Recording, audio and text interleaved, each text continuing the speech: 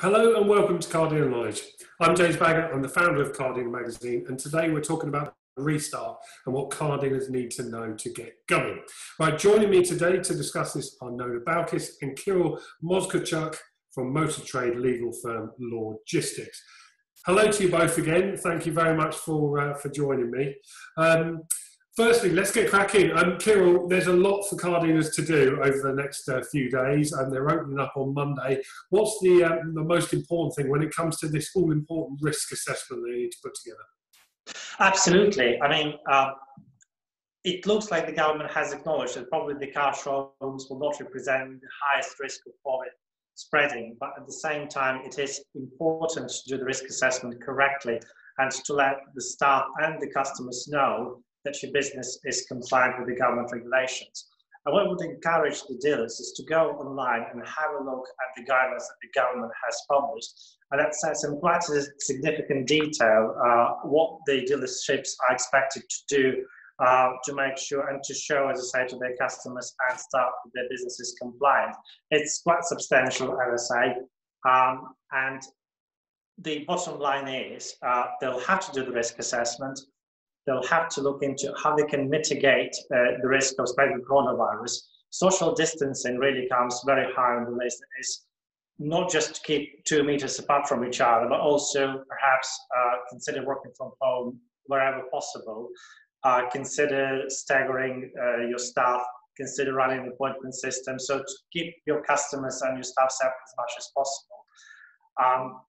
It will be good practice and in line with the regulations to get your staff on board with the risk assessment to make sure that there is an opportunity for input into what you're going to offer to mitigate that risk.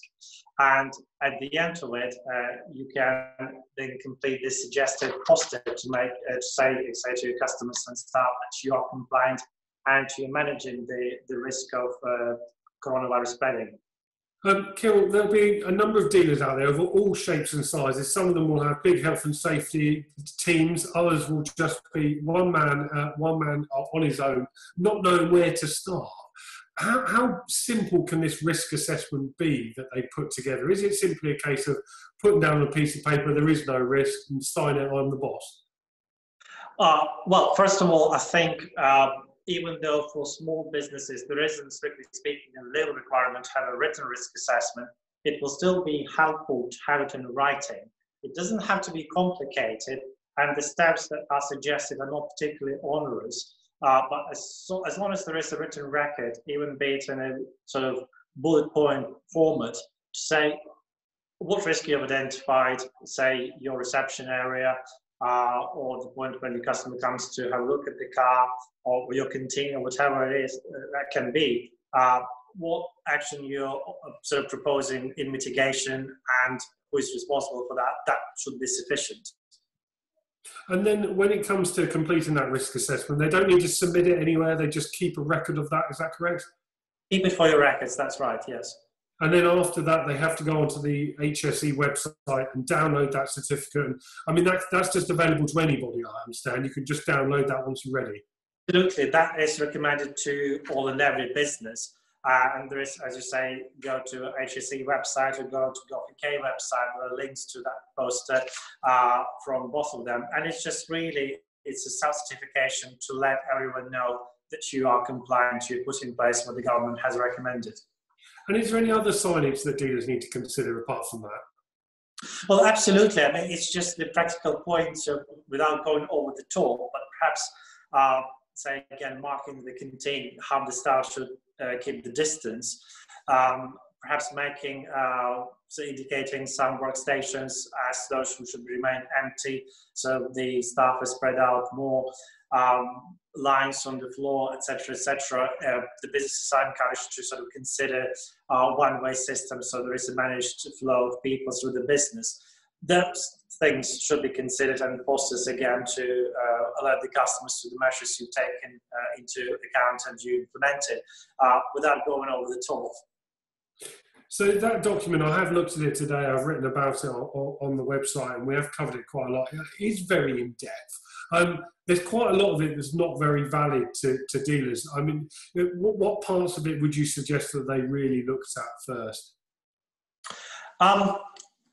It's really, you're right, I totally agree that not all of this will be applicable, but it's spread throughout the document. So I would say, first of all, the social distancing seems to be like the running scheme. And as I say, it's not just 2 meters apart on the premises, it's just making sure that there is social contact is limited as much as possible. That seems to be the underlying scheme. And the importance of the risk assessment itself is also highlighted. Some of it will not be applicable directly to the dealers, perhaps, but as I say, social distancing, risk assessment, and letting your customers and the staff know what measures you're proposing is significant. Kirill, I know you spent a lot of your time on the furlough scheme and helping out the Lawgistics clients when it comes to that.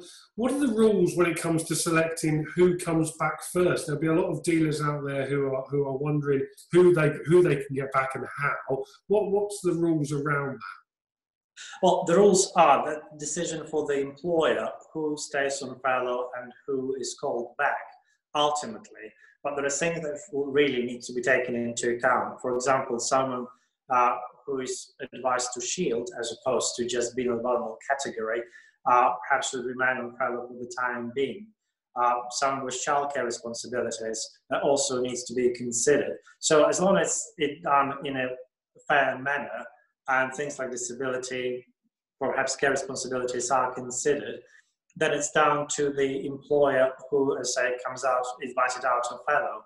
And also, if the employer goes through the risk assessment, completes this assessment posted to say that the employee is compliant, then we'll offer some reassurance to the staff as well, so they know they're coming to an environment which, as I said, can possibly be.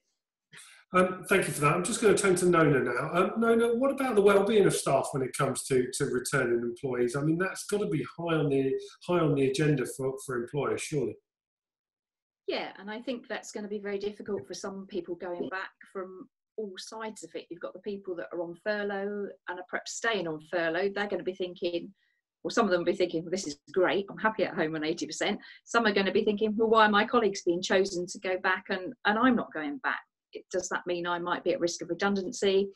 For people going back, they might be doing extra work, so there might be extra stress for them to cover because the business can't afford to take everybody back at the same time.